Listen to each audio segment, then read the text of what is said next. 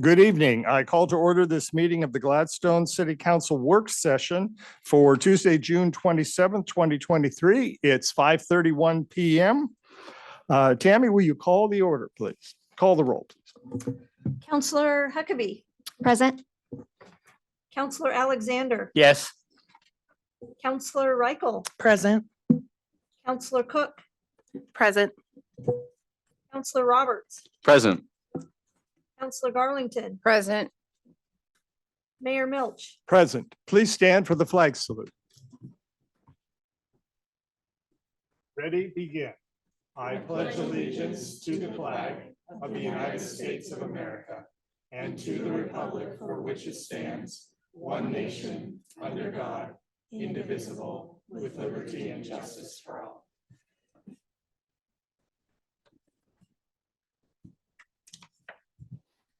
The City of Gladstone is abiding by guidelines set forth in House Bill 2560, which requires the governing body of the public body, to the extent reasonably possible, to make all meetings accessible remotely through technological means and provide opportunity for members of the general public to remotely submit oral and written testimony during meetings to the extent that in-person oral and written testimony is allowed.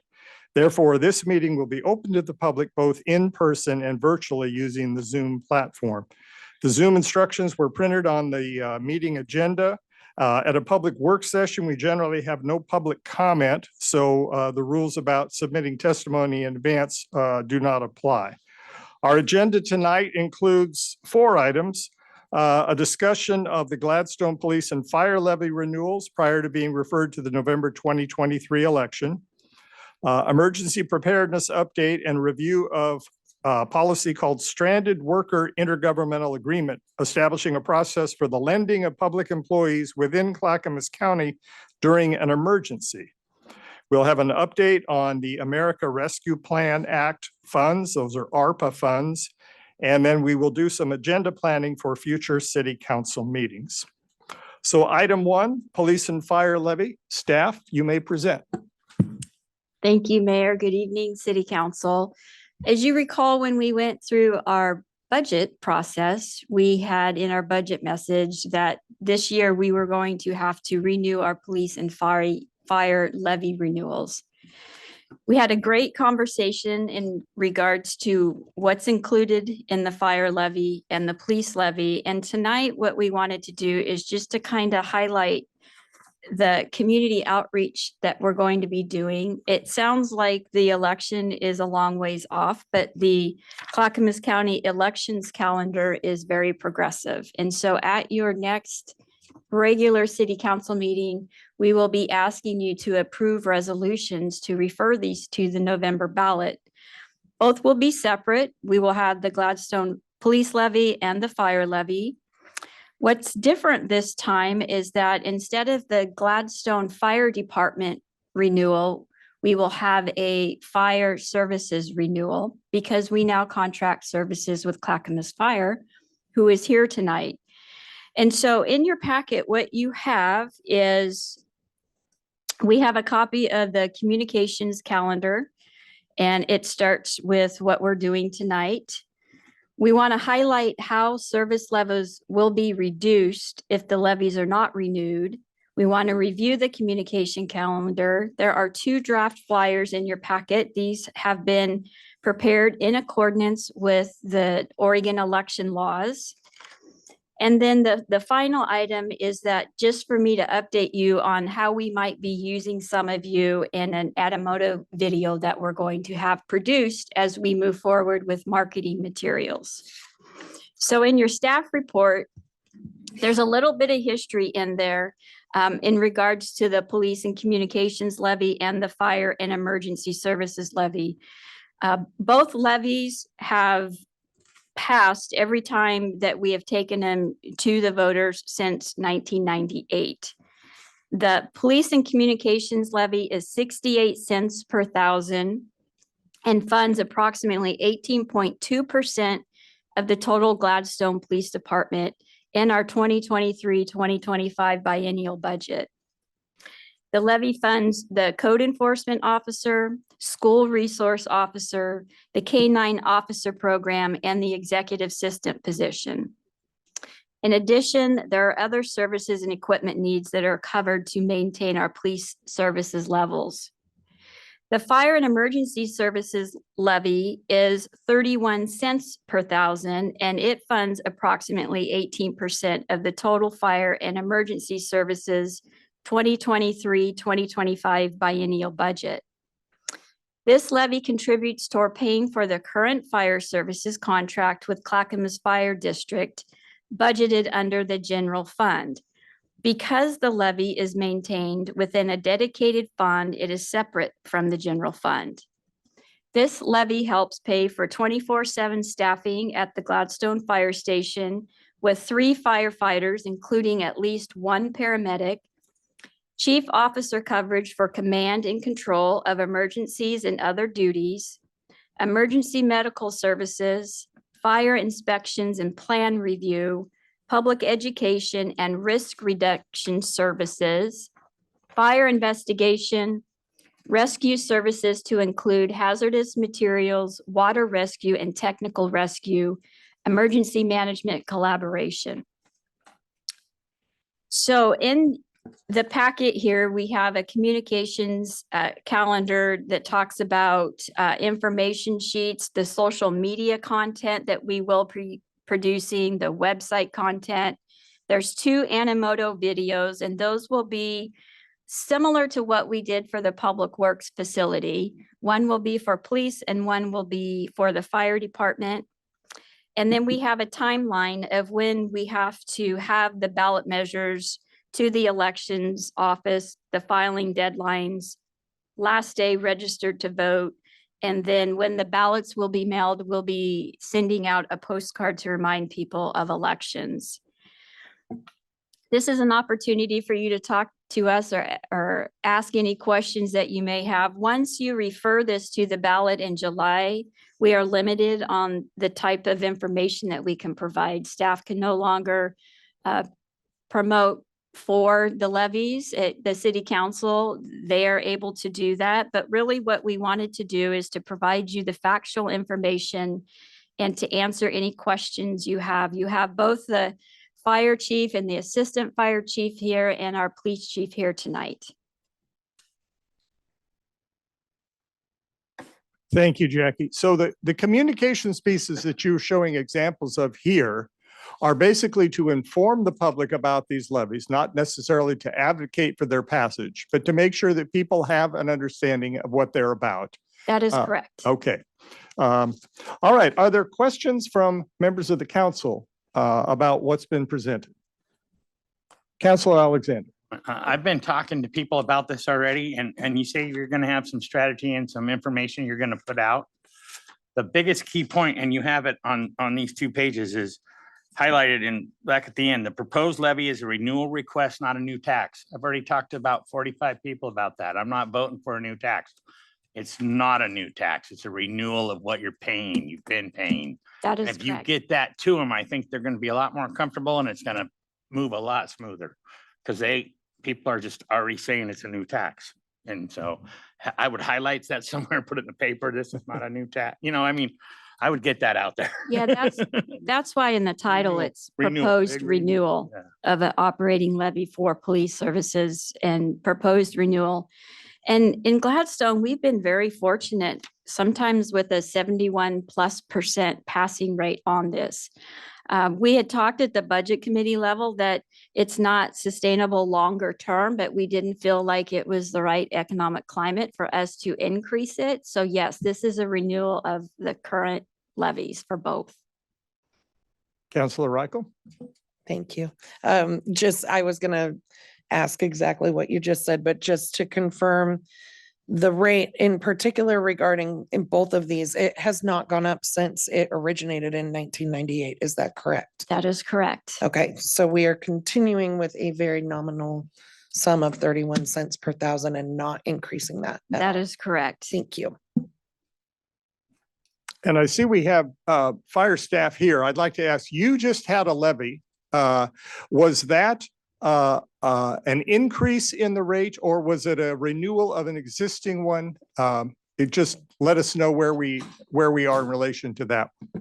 Yeah, we just had it was a new rate, so an increased rate. So that was the first time that the fire district has gone out for a operational levy, Okay, and emergency because services levy. Sorry. because Gladstone, even though we contract with you for services, we are not technically in the fire district under which that levy is included. Correct. So Gladstone residents did not vote on it, No, and Gladstone residents do not pay toward it.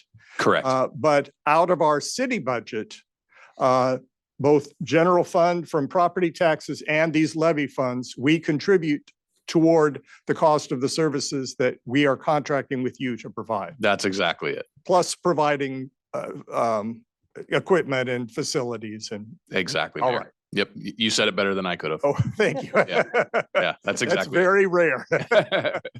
All right. Other questions or comments from council members? Councilor Garlington. What was the rate that yours passed at? We passed at 58% with a 52-cent increase per thousand. Okay, and then this is going over to staff. You indicated that you can't ask people to vote for it. Where is that line? Explain that to me again. We can ask people to vote. Okay, That's Oh. it. But we can't say vote yes or vote no after it's referred. The elected officials can do that. okay. And we will send out information to our employees and elected officials to remind them of what they can and can't do. But that will come after the city council refers this to the ballot in July. And a fact sheet is different than that because all it's doing is handing out information. That's correct. And what's the plan with the fact sheets? The fact sheets will be, those will be put onto the city council's website, Okay, social media. We have newsletter article deadlines that will be going out. the 18th of the month. Yes. And so this is what our outreach campaign will be. And I did want to Okay. touch on the Animoto video. I wanted to make sure with head nods that all of you are okay with me submitting your professional photos that you have. And that Consor, who is our public outreach firm, is going to prepare some quotes on your behalf and make sure that some of you are okay saying these quotes for the police or fire levy. So we kind of want to make sure we've got a unified consensus that everybody agrees that we're going to want the police and fire levies both renewed. And we're going to want to be able to use your photo and quotes, which I would send to you before we actually use them. I just wanted to make sure that nobody had any concerns with that. We approved, the budget committee, which included all the city council members, approved the proposed budget unanimously. Correct. I believe the city adopted that recommended budget unanimously as well. Yes. So we are on record of having prepared a budget that includes the levy revenue as income, as revenue for supporting our city budget. So basically, our position as the city council is that we approve the renewal of both of these levies. I'm guessing by head nods, yes. Okay, I had a question. We describe this as a police and communications levy fund.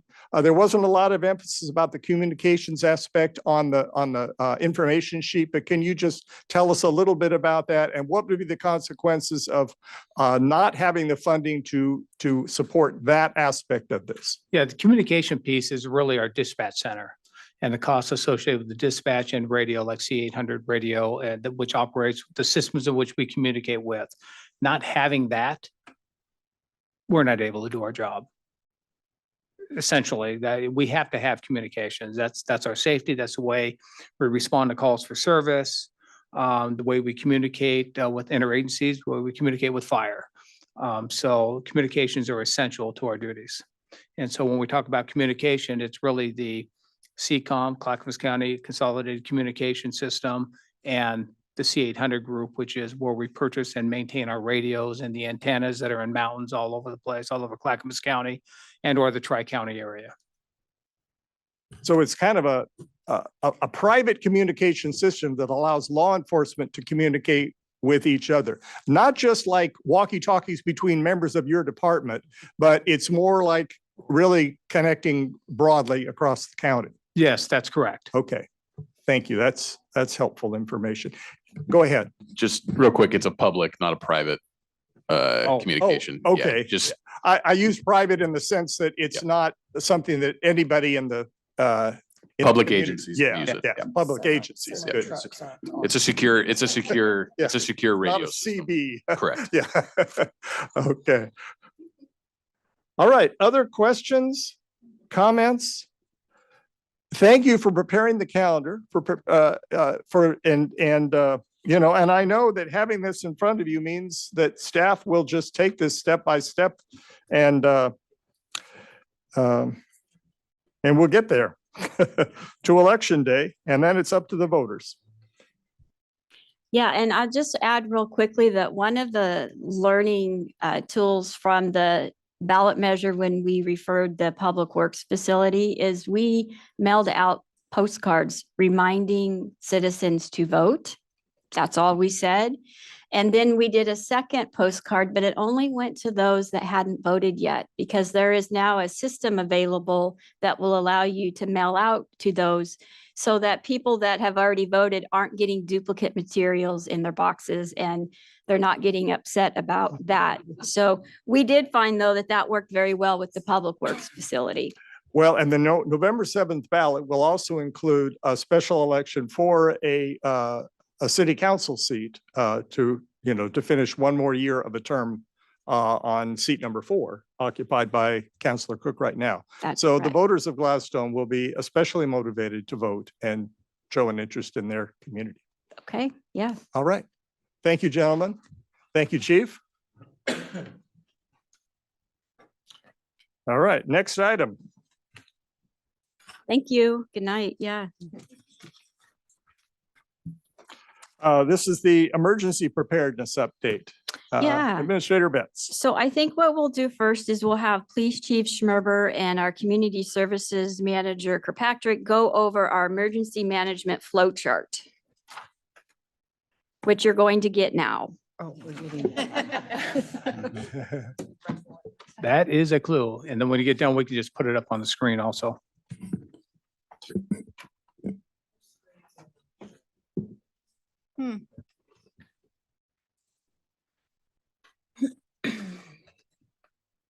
Thank you.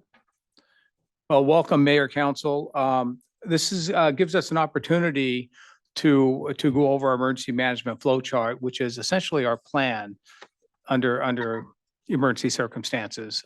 We haven't had a chance to go over this, pretty much all the new council. So I kind of want to give you an overview of how emergency management operates in the city of Gladstone. And then what's the tie into the community center or senior center for this also. We learned a lot through the snowstorms, through the pandemic, through the heat waves, through the wildfires. We learned a tremendous amount. One thing we did learn is communication. Communication is critical. And although we're small, we're pretty robust in what we do, but we also lack in certain areas. And we think that this system we have in place, in fact, Fire Chief Rick Huffman and I started this with Jackie and moved forward with this model. And what we've created and updated is the emergency flow chart and how it would work. So your incident command of a system, let's just say we have another snowstorm, right? The town gets shut down, we lose power, and we have to activate that emergency operations center. You can use any other weather event or critical incident, and you can just put that in that place. But it's going to be a unified command. And the unified command will consist of the city administrator, police chief, and public works director, and a Clackamas County fire liaison. And we will actually run that center out of the police department where we have the EOC is located. The training room is the EOC. It has red cord, so if we lose power, that room is fully generated. And we also- EOC means. I'm sorry, Emergency Operations Center. Sorry. you. If I start using acronyms and you don't understand, please ask. Sorry, thank you. So that's where everything would run out of. And typically it would just be operational personnel in there. We'll use the executive conference room for leadership meetings. We could use the community room for any type of briefings for city council that needs to know. We've done that in the back. So that would be like updating the policy group, which are elected officials, to include our city administrator. And that's where you would be fed that information that's going on. As you can go through, we can see that all the different roles and responsibilities of the EOC, Emergency Operations Center, that we've listed. But that's really a city function. That we're going to track finances, we're going to track operations, we're going to track everybody out in the field doing something. Public Works is going to play heavy lift in this, and so is police, regardless of the situation. But the key to this is what we created, and bringing Tiffany on board was absolutely great because she just absorbed this and embraced it and took it to another level. Was a community service manager in the resource center. So the Emergency Resource Center, and I'm going to let Tiffany talk a little bit about that and what that's about, and then I'll piggyback on top of that when we get to more communication piece. Yeah, so you guys have heard of GEMS, the Gladstone Emergency Management Team. So we have a team of volunteers. We have Greg Alexander on that, which is wonderful. And so us as a small group, we take care of the education to the community, and we really spread the word about the existence of the center. The fact that the community center is our Gladstone Resource Center. So I see our piece in this is that what we're doing every day is what we would do when it's a cooling center or a warming center. We're a place where the community is able to come without a fee attached to it to receive resource information, whether it's emergency information or just, everyday activities of daily living. So we're going to do what we do every day. But we're going to be available also for those volunteers that have signed up with us to help out in times of need, extra need. We're going to call on them. They're going to meet there. That would be a place for you as officials to be also with the community and share the information that comes out of the EOC team, because they would provide us with the message, and we would be the place where the message board is out in front of the center.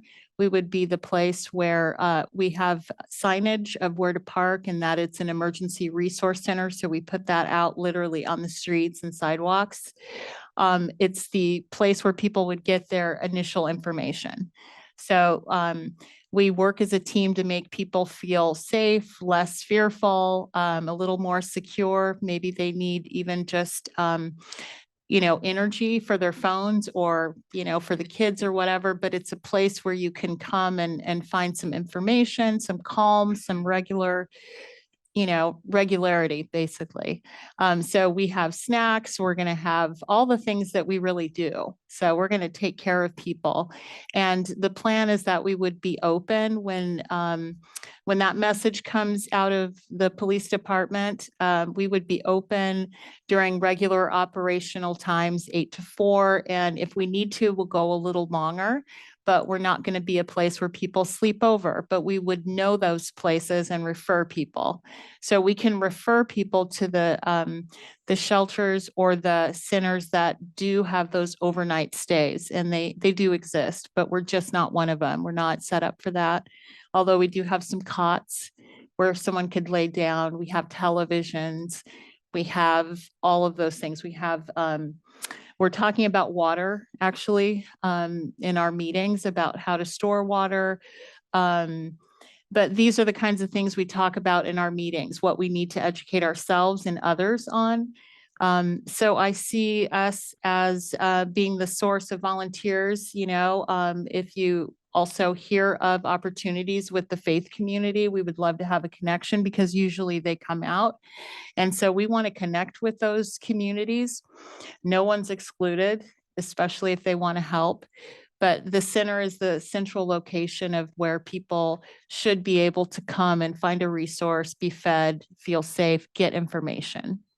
So we'll be open. Is that okay? Yeah, that's perfect. Thank you. What you have too is I think a hard copy of the guidelines. So that is put together so that really just emphasizes what Tiffany had shared with you and maybe just a little more, specific details, but everything's run through a system when it comes to an emergency. So there's no confusion on information. The only information that's going to go out is going to be the factual information that we get in the EOC that'll get pushed out through the resource center itself. So, and there'll be certain times and available and posted. So it's gonna, if we ever need it, it's gonna work. I'm not gonna say it's not gonna go without hiccups, but we're better prepared today than we were in 2019. And we're better today, every day we get better. So. Yeah, we have a lot of experience in this, and I will say that the Community Services Resource Center, that's where the elected officials want to be. You want to know who needs the help in your community, who needs food, who needs water, boots on the ground. I can tell you one incident that we had with the wildfires and where this incident command worked really well at the Emergency Operations Center is, you all know if there's more than 4 of you in a room together, it's a quorum. So during the wildfires, we had the fire chief, police chief, myself, and public works there. We were able to bring in 2 to 3 elected officials at a time and brief you.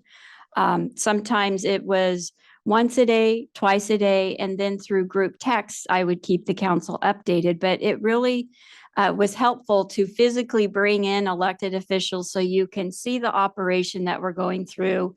We had evacuation maps on the wall.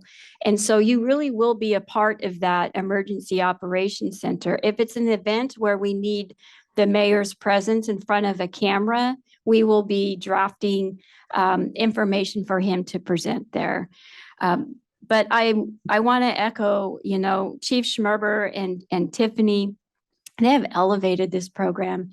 When we lost Rick Huffman, we were concerned, oh my gosh, what are we going to do? And they really have made this a priority. We have wonderful volunteers with gyms who are also trying to promote others. And I think Gladstone is poised to handle an emergency event better than many of our neighboring cities. And that should be a big compliment for everybody involved.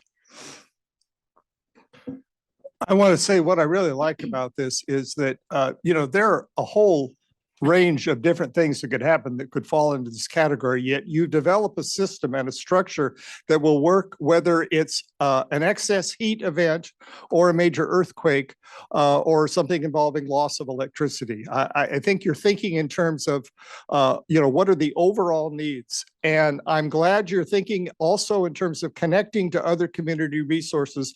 I don't see mention of school facilities on here, but sometimes, for some kinds of events, that may be another agency we want to connect with, particularly since the community center is convenient walking distance to a lot of the community, but not to all of it. Yeah. And maybe Kraxberger School or a church or something else in another part of the city would be a good place if some kind of a facility is needed for gathering people.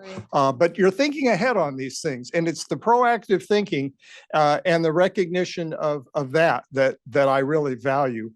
You mentioned that the city council would not be, the 4 of us would constitute a quorum, so you do briefings in small groups, but we do remain the policy group. And if we do have the provision to have an emergency session with all of us who can be there in attendance if policy decisions are required. Yes, and an example is during the ice storm that we had when a state emergency declaration was made, we had the ability to call a meeting within 24 hours so that we too could pass a resolution to declare a state of an emergency.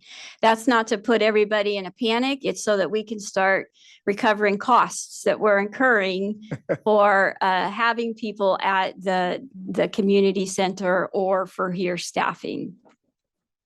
All right. Are there questions or comments from other? I see you've got your finger on the buzzer, Ready for it, Councilor yeah. Cook. So I think we heard there's a kind of a spectrum of emergencies that could happen. Like we had the ice storm, which was definitely deeply challenging. In case of a more catastrophic disaster, so, we live in the Cascadia subduction zone. If we're talking about a more catastrophic disaster, who would the governing authority be to coordinate services in that situation? That gets into your next item in here Okay, because it's talking about that intergovernmental agreement. It's actually for stranded employees, but typically how the flow goes is that the governor will declare and then the county emergency manager. So in our case, it would be Clackamas County Emergency Manager would declare. If we have the big one, it's going to be tough to get anything done, but we still like to plan for that. And since that's kind of a lead into the next item, police and fire have had mutual aid agreements for a long time where they will provide services to each other in an emergency situation. What this IGA is, it's for any employee in a municipality. So it could be a utility clerk, it could be your human resources manager. And if we have a catastrophic event in Clackamas County where our employees aren't able to get to work, then let's say, I'll use an example. I know we have some public works employees that live in Colton or Malala area. If there's a catastrophic event and Malala is having the same issue because their employees live outside the area, we can have an agreement in place that says, okay, you're going to take our public works journeyman today and they're going to help you in Malala. And oh, by the way, our employee that lives in Oak Lodge is able to get to Gladstone. And so we're trying to find ways to improve responses so our employees aren't stranded. That is what this IGA is. This is what the Clackamas County City Managers Group has been working on. You will notice that Clackamas County, Estacada, Happy Valley, Lake Oswego, Milwaukee, Tualatin, Malala, Wilsonville, and Oak Grove Sanitation District have approved this. This agreement will come to you also in July, and if you approve it, then we will become part of that consortium. But I did want to emphasize that the difference in what this is compared to what has existed in our fire and police industries is that any employee can be part of this agreement to do that. So we could go through the agreement. Chad actually has reviewed this. Like I said, it's been vetted probably by 10 attorneys because each city has their own city attorney. But basically what it's trying to do is to recognize that not all of us are going to be able to maybe come to the cities where we work. And so here's a creative way to try to get people to a different working location to provide a public benefit during an emergency. Administrator Betts, I want to give the rest of the council time to respond to the emergency management plan before we sure. get too far into that other one. They are very much related, and I'm glad you're providing us this connection so we can see that it's again a proactive approach to an eventuality we hope will never happen, but something we need to be prepared for. Councilor Huckabee, you had a question or a comment? Yes, thank you, Mayor. So Chief, you said the EOC, I believe you said it was red corded. Is that what you? Yeah, so the red plugs, which means they're tied to a generator, which is Great. located in our back lot. And what about the ERC? Emergency Resource Center, Yep. yes, it's generated too. Perfect, thank you. All right, and mine was, the only one I see down here is finance. The reason I ask is I think during the ice storms, and correct me if I'm wrong, you said we got to document everything when we're doing this. If there's a state emergency or national disaster or anything, do we get, our records get compensated by some kind of?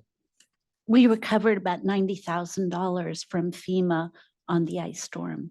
For having everything documented that our emergency preparedness did? Yes. Well, excellent. Okay, thank you. Just real quick, I just wanted to say it's more just a comment.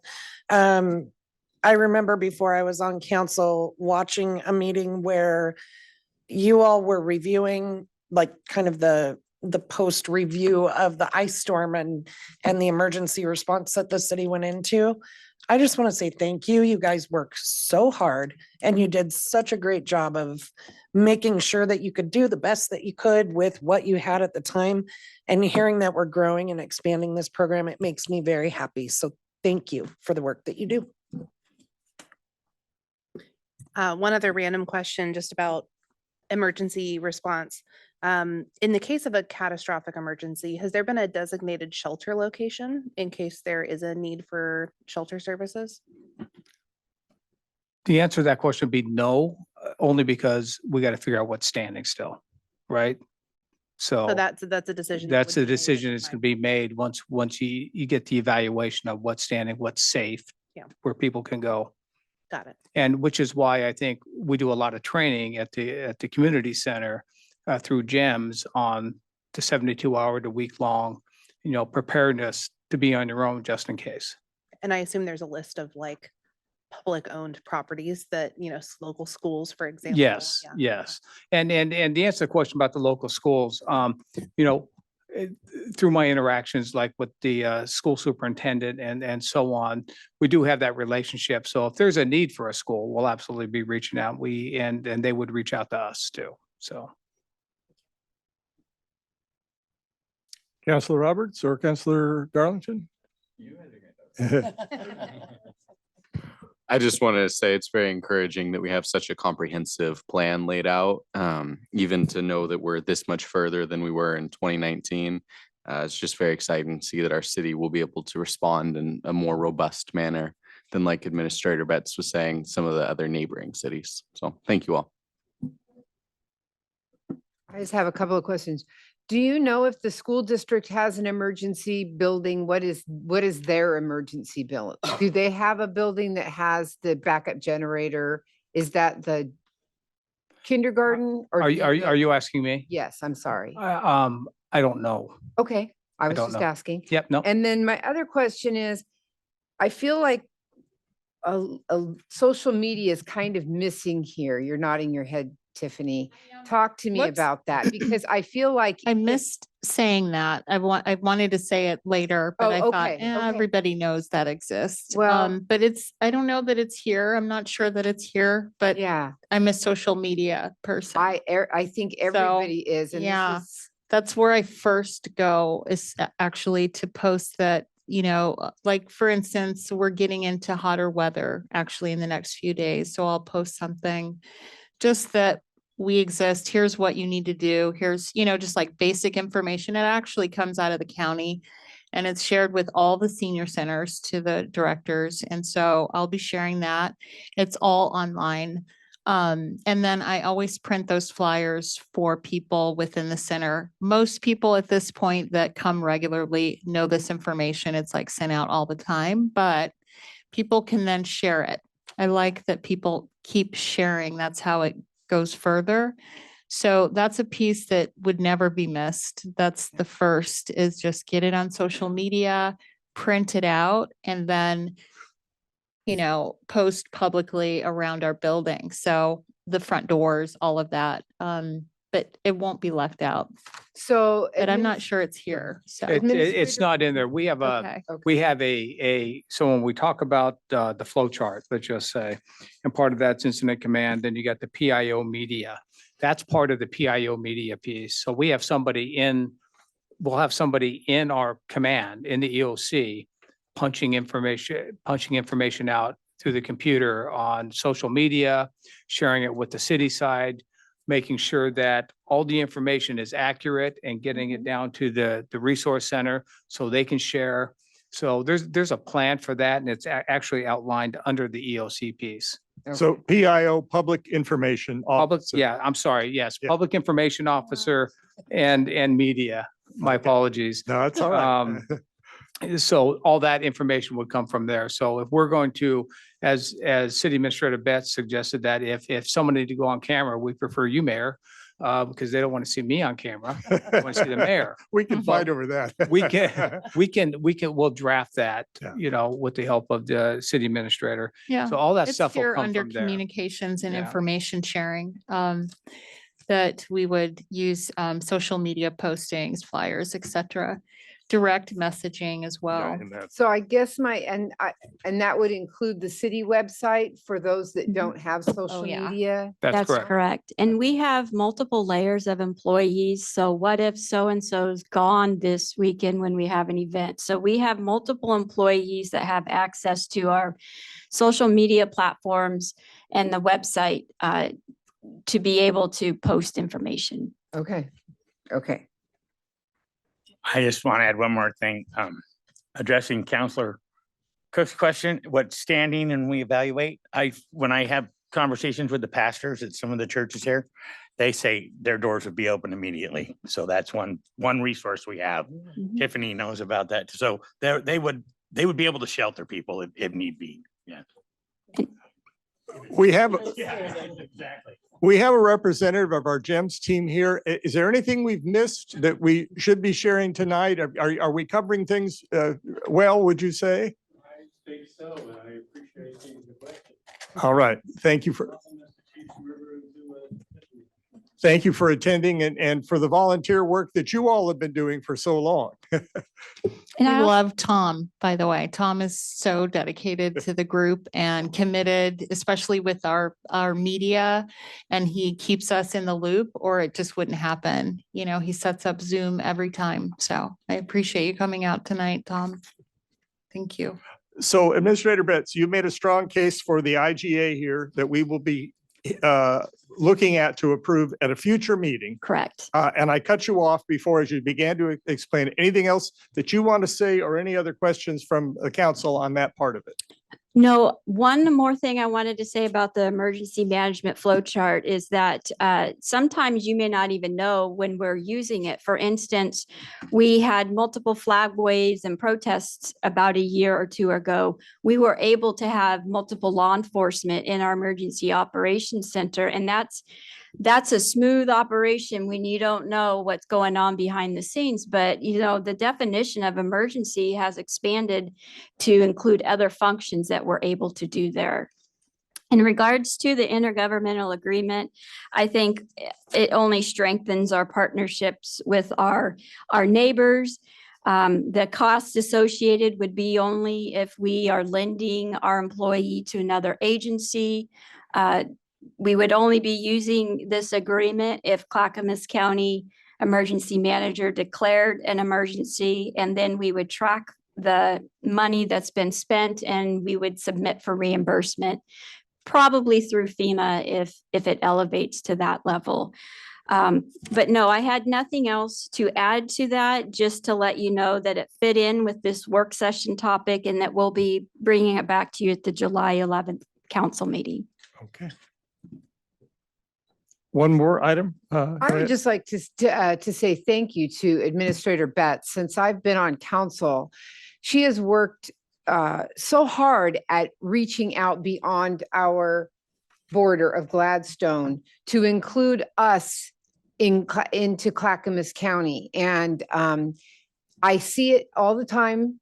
When I talk to people, I go to other meetings and people recognize us. And I so appreciate being a part of that, because it's important that we don't think that we're in our own little island, because as we've seen from what we're talking about tonight, when things happen, you need to have that. So thank you for making sure that we're at the table and part of a bigger community.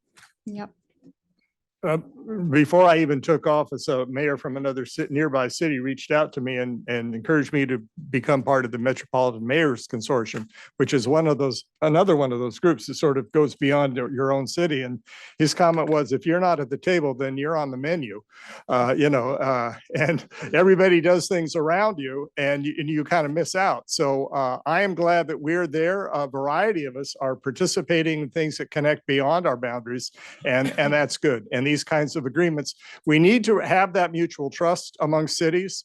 We need to see ourselves not as competitors or enemies of one another, but as collaborators, because so many of these issues, like a climate change related event, a major disaster, these are regional things, and they don't stop at the borders of the cities. So neither should we in the way we connect with each other. So thank you all for this. The next item, we're getting some accounting of the spending and projected spending of our ARPA funding. Kathy Brucker, you have a report for us on that. No, Kathy, you can go ahead. I will, I guess, prelude by saying that in our budget process, we did cover ARPA funds, but we didn't get into the detail of how we have spent our ARPA funds to date. And also, really what we wanted to end with is letting you know how much is still unallocated, and that you should have some conversations, not tonight, about what you want to do with the remaining unallocated portion. So just as a quick recap, these funds were allocated back in 2021. We initially received an allocation, once it was all said and done, of $2,737,344.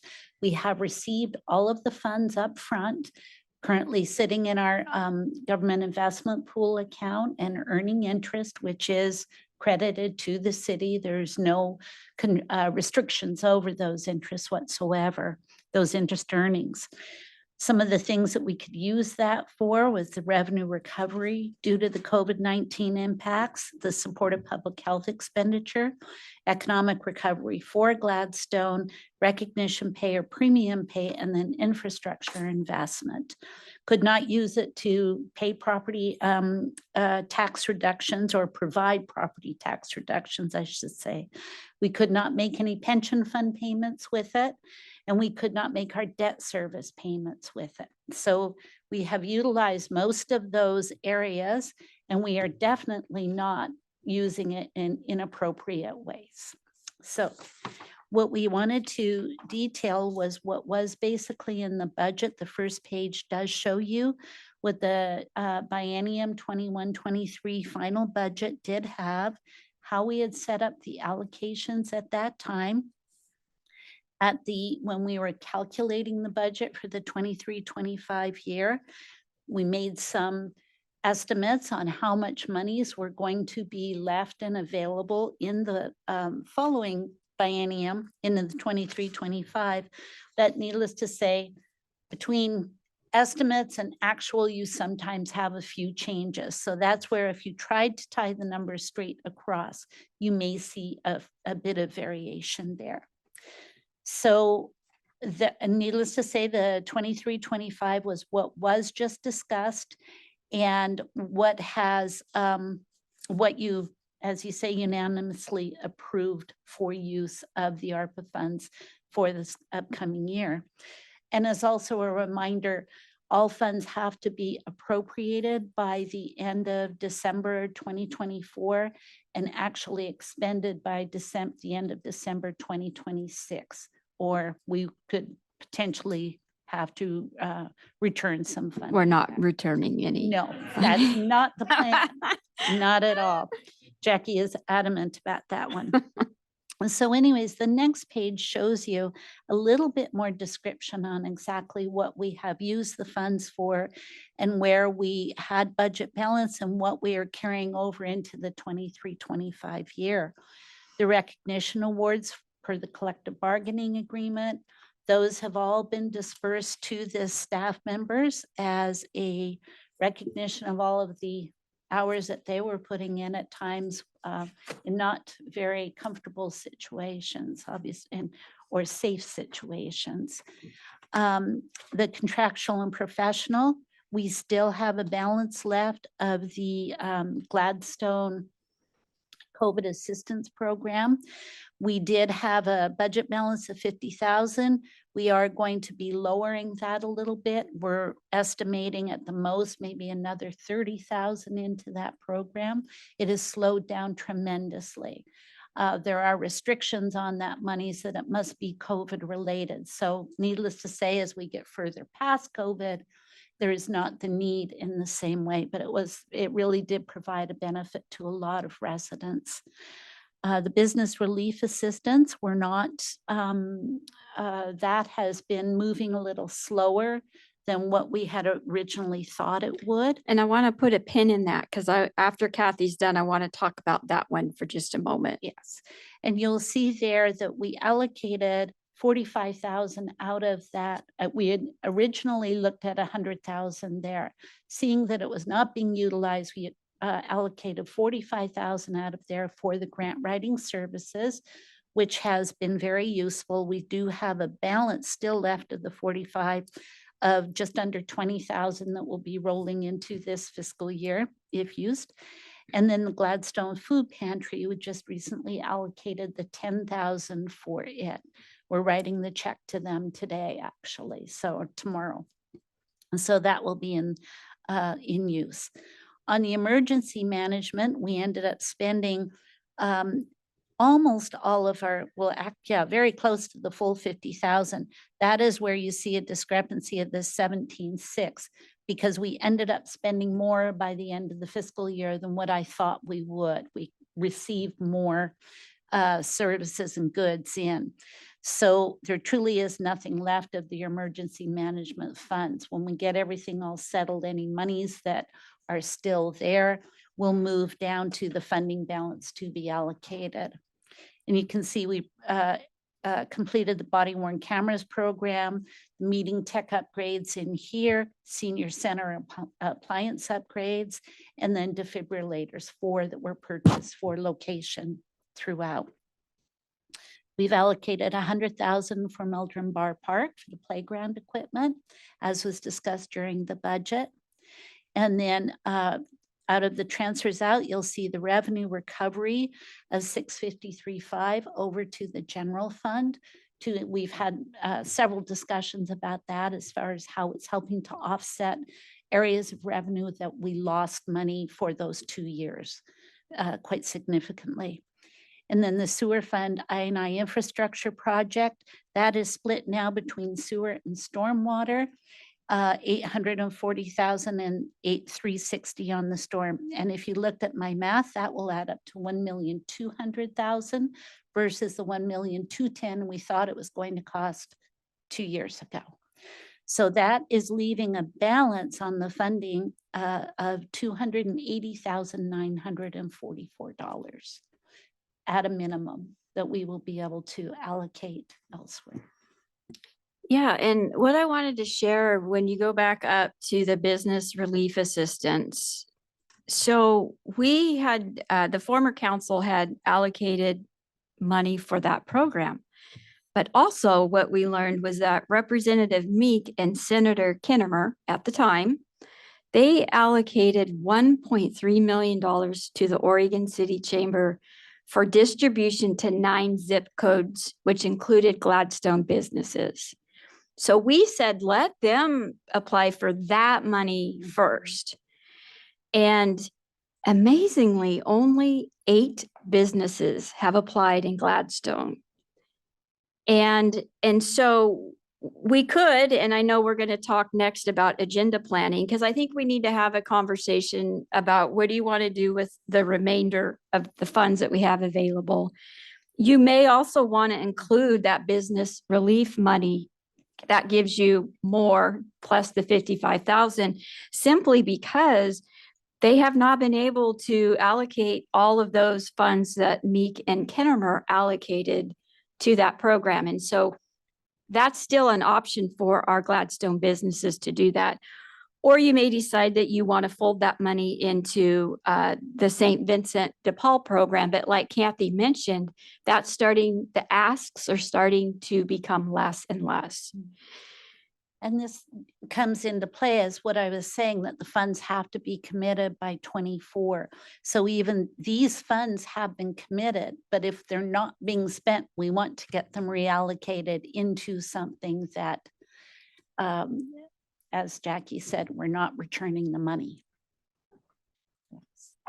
So I know there's all kinds of ways that we could spend that money. And there may be a project out there that we want to get done that we don't have the funding for. And so I think that if we can start thinking about that, and then I can schedule that for a future date, we would like the city council to come to a consensus on where they would like to allocate the remaining funds. Do you want us to try to reach that consensus tonight or just, this is just for informational purposes and that will be done at a future? It's up to Uh, you. It could be a quick conversation or it could be a very long drawn out. I don't know how any of you feel about that. I could guess Well, I was from one hoping, counselor where that money should go. I was hoping we wouldn't go much beyond 1 hour tonight. So, Yes. yeah, I think we do. And it's funny, we tend to associate these ARPA funds with the pandemic. Yes. So our first thought can go to, pandemic related things, but you look, that is so broad because it was like shutting off the economy with a big switch and everything across the board was affected. People started getting pets because they were stuck at home.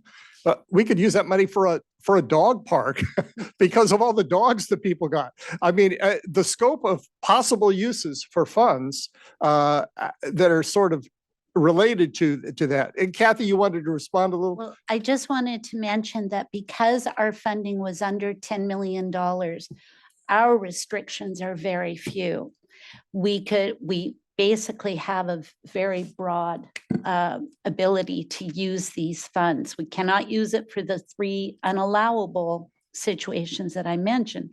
And it does have to be, I mean, it's best to use it more in a community focused way, needless to say. But there were many cities that received under 10 million that said, we're allocating it all to cover our public safety salaries. And that was it. That was all they had to say.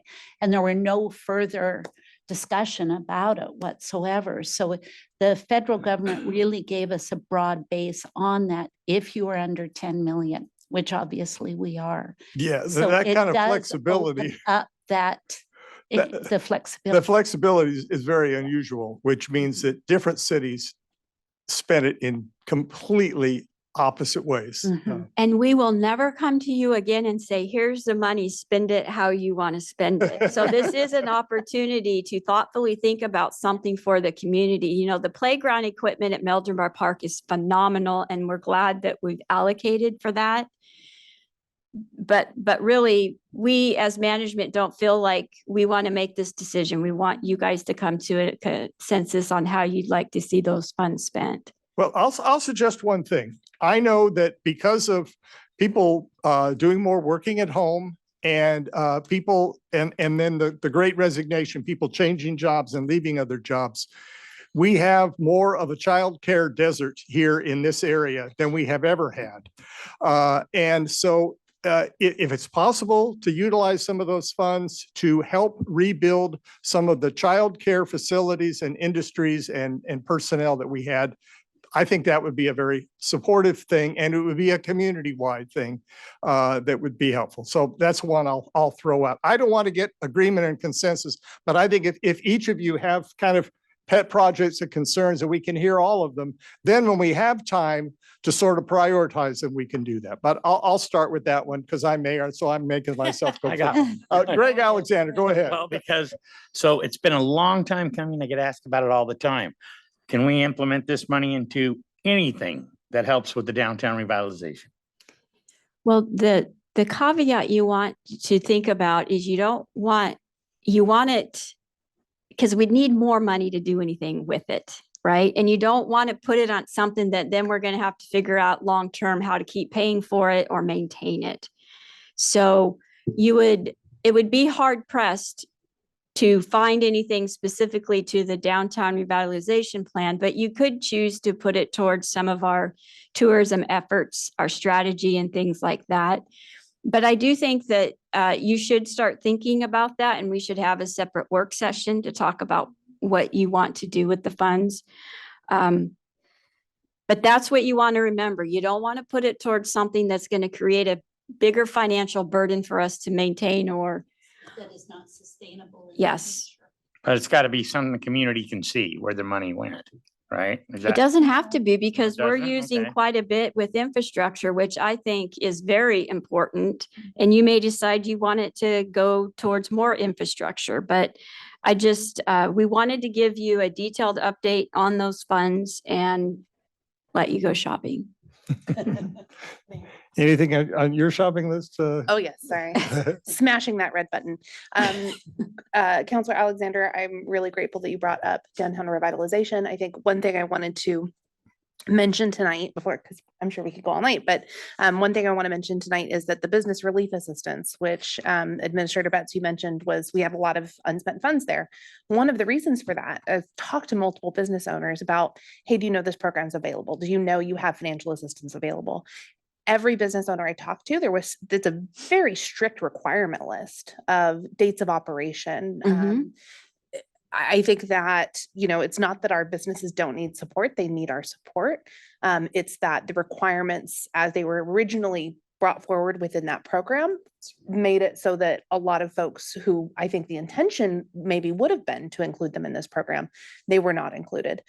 So my personal point of view is I think we should not take that 55,000 out of the business recovery assistance and potentially even contribute to it in some sort of downtown revitalization program, but maybe rethink how we're using that funding to make it more accessible to our business owners who do need our support. And you have a new economic development coordinator starting next week who might have some great ideas to help you with that as well.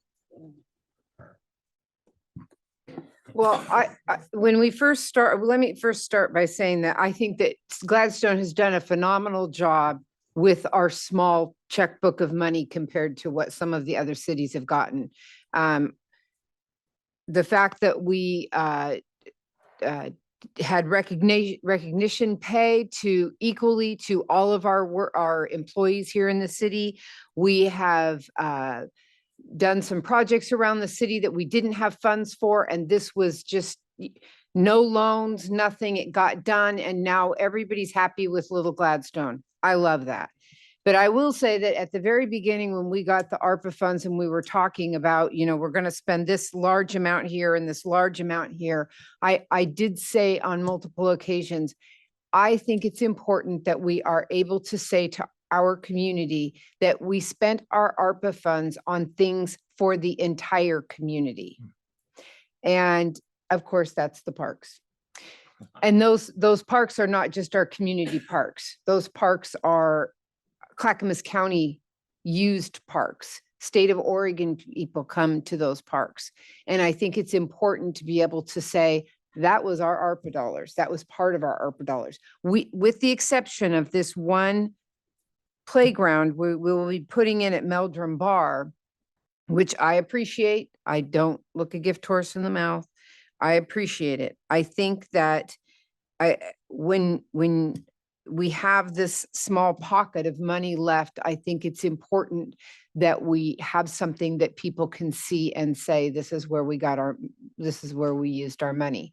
And when you talk, Mayor, you talked about, people being inside. The only other thing we could do was go to our parks. Yeah.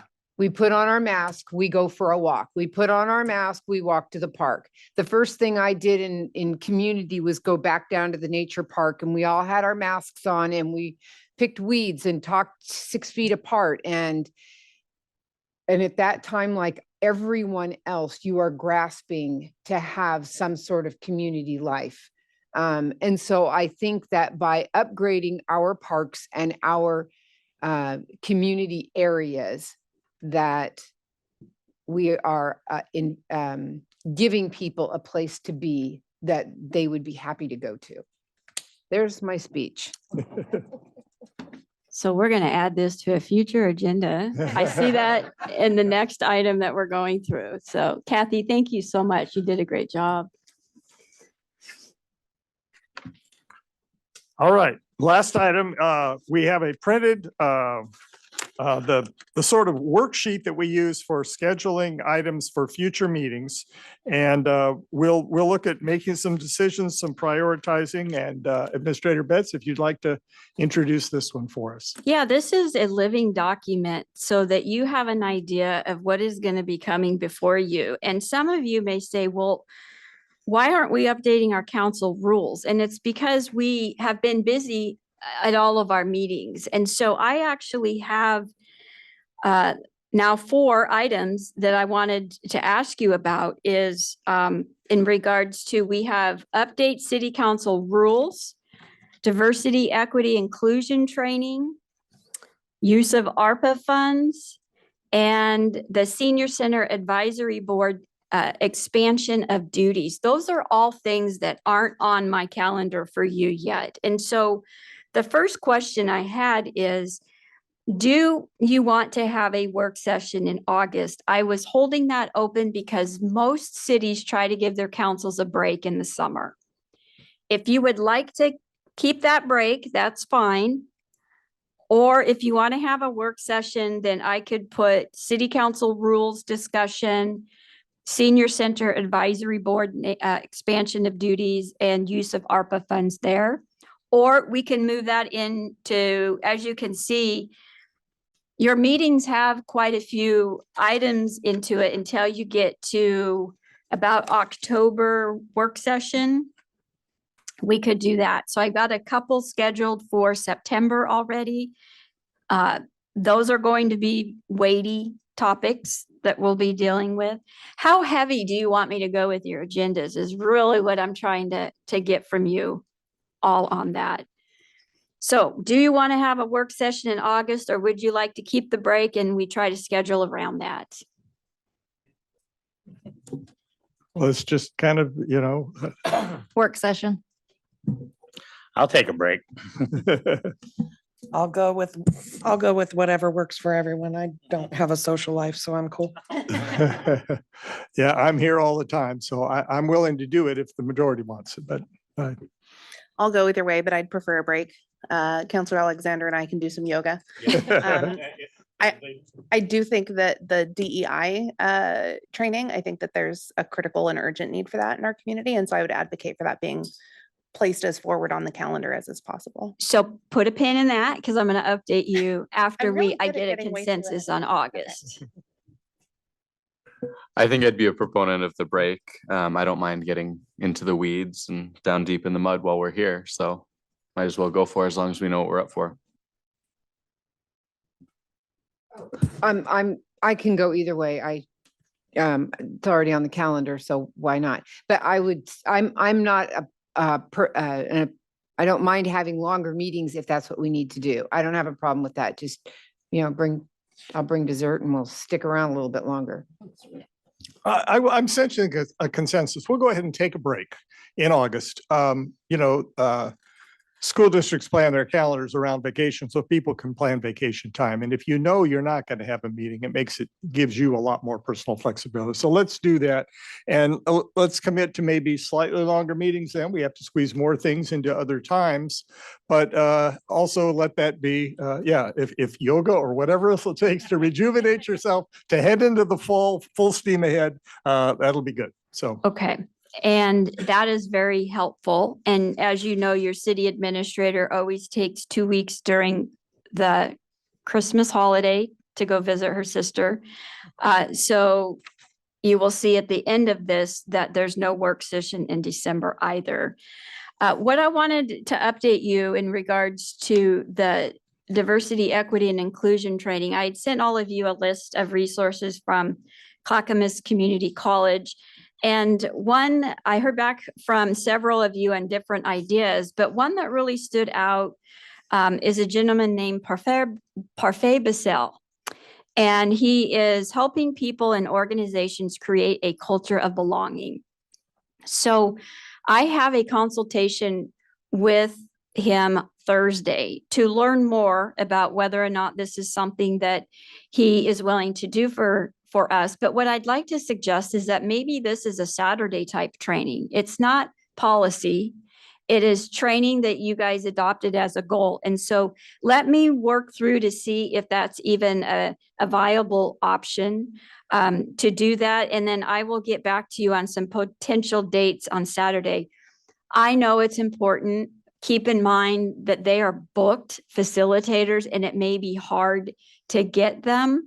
But if any of you want to relook at the Clackamas Community College resources, that's really going to be our template. I did reach out to the city of Milwaukee, and their DEI instructor is no longer with the city, so they don't have anybody, and they referred me to Clackamas Community College. So it looks like that list of There's 6 there. One is duplicate. I think that that's the one that we want to work for. And the goal really is to do some beginning training and then decide where do you want to go from there on that. So if you're all okay for a Saturday, it won't be all day. I'm assuming it's going to be an hour or 2, then I will work through that further. In regards to ARPA updates, city council goals, I think knowing that you want to break in August, I can stack it a little bit more in future agendas so that through September, October, we can get quite a bit done. And we're also going to bring you an update on our city council goals in July. So we're progressing very well on all of the policy decisions. And thank you. That will give me the guidance I need for planning your future agendas. Counselor Garlington? Was the DEI training for just council or for more people within the community, or? The adopted goal reads DEI training for elected officials and employees. And Okay. employees had their training in April. And so now this is really for the council to become together on this. And then you could decide how you want to expand it after that into the community. Or possibly to other members of other boards within our, Yes, that's up to the pleasure of what the council would like to do with that. okay, thank you. All right. So I think we are through the agenda. You had mentioned 4 things that you had that were not in this. You kind of got a feel for all 4 of them. City council rules, we'll keep going through those. DEI training, senior center advisory board expansion of duties, and the use of ARPA funds. Okay, and I just want to share with everybody, because I had a conversation with City Recorder Bannock before the meeting. All the conversation we had about rules and before at an earlier session, good notes were taken. Our city attorney is looking at things. They are drafting possible amendments or changes to the rules we have to incorporate everything we've talked about before. So when we bring this up again at a future meeting, everything we talked about at that earlier session will be there for us to put it all in context. And that'll get us back on track with that. And I know, Councilor Alexander, you were the one that brought this up with me. What happened to those rules? I've got them sitting on my table. I'm ready to take a look at it. Well, we're going to get to them. But I'm glad that we have you coordinating this and keeping us apprised of all the things that we need to be looking at. There are little things, those important state required resolutions that we did at our last meeting, for example, that we wouldn't know about. If we were just up here trying to run the city on our own, we could never do it. So thank you so much for keeping us all on our toes and squeezing it all in there and doing it with consideration of our needs too, and your own. Absolutely. Yeah. All right. Is there a motion to adjourn? Well, I just want to. Yes. So it was really interesting. Counselor Gar, and I just want to encourage everyone to start going to those dinners, because Counselor Garlington and I went to the one in Wilsonville, right? And like the one in Westland, they played a trivia game. So it was fun. We had the county commissioners, all the cities, going against each other. And then at this one, when you sit down, they gave you a pair of Wilsonville socks. And then they gave you a bottle opener and a little drive for your thing. But and they had a homeless thing. They had their attorney get up there and speak for about a half hour of what they did across from their city hall. They found out that most of their homeless people were living in their vehicles. So they designated a spot for them and let them pull their vehicles in from 9 at night till 9 in the morning. And then they tell them, you've got to go for the day, but you can come back tonight. They ordered porta potties and everything. And their council worked really hard, good, and put a big thing in place. If you want to look at it, I mean, you might want to touch on things you heard about it, but It was a great event, and I'm sure that we are up to the task here in Gladstone for October, because we know what we need to do. And I got socks in Seaside also. They're little Seaside socks. They're kind of cute. No, but I do need to schedule a meeting. I heard from 2 of you that would like to help staff. Is there one more of you that Counselor Garlington or We can take 4, that's fine. We can, just won't all meet together, but ours is in October. We're hosting, so we need to hone in on a venue and a caterer. And they have always been very successful in Gladstone. Well, I'll just tell you about the cater, just so you know, you were, a few of you were at the cellar we were at the Happy Valley one. And so at this one, you get there, it's potlatch wild salmon, lemon and herb roasted chicken, wild mushroom and spinach cannoli, wild rice pilaf, Yukon mashed potato. I mean, it just went on. It was just a spread you wouldn't believe. It was great. So I don't know how. I don't know if, touch that. I don't know if we'll touch that one, but we'll do our best. You know, we'll have, We could go to the community garden and we can do farm to table.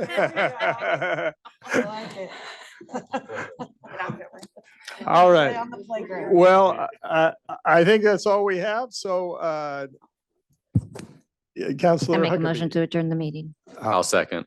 All right, it's been moved by Councilor Huckabee, seconded by Councilor Roberts. All those, now let's call the roll. Counselor Garlington, Yes. Counselor Roberts, Yes. Counselor Cook, Yes. Counselor Reichel, Yes. Counselor Alexander, Yes. Counselor Huckabee, Yes. Mayor Milch. Yes, meeting adjourned at 6:47 PM.